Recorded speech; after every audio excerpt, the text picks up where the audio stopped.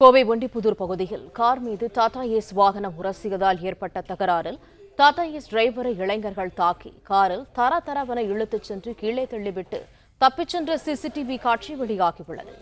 கூடுதல் தகவல்களை தருகிறார் எமது செய்தியாளர் நேசராஜ். விவரங்கள் என்ன? வணக்கம். சீச்சிபாளையம் பகுதியைச் சேர்ந்தவர் சுடலைமுத்து. இவர் லட்சுமி செராமிக் நிறுவனத்தில் பணிபுரிந்து வருகிறார். இந்த நிலையில் லோடுகளை ஏற்றுக்கொண்டு டாடா ஏஸ் வாகனம் ஒண்டிப்புதூர் பகுதியில் சிங்காநல்லூர் வரும்போது ஒரு போர்டு ஃபீஸ்டா கார் அங்கும் இங்குமாக சாலையை அலசி கொண்டு வந்துள்ளது. டாடா ஏஸ் வாகனம் கார் மீது உரசியதாகவும் தெரிகிறது. உடனடியாக சுடலைமுத்து போர்டு ஃபீஸ்டா காரை நிறுத்தி ஏன் எதற்காக இப்படி ஓட்டுகிறீர்கள் என கேட்டதற்கு காரில் இருந்த 4 இளைஞர்கள் சுடலைமுத்தை சராமரியாக தாக்கியுள்ளனர்.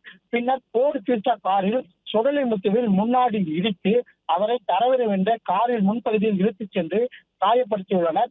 இந்த சிசிடிவி காட்சிகள் தற்போது சமூக வலைதளங்களில் வைரலாகி வருகிறது. இது குறித்து சிங்காநல்லூர் போலீசார் விசாரணை நடத்தி வருவது குறிப்பிடத்தக்கது.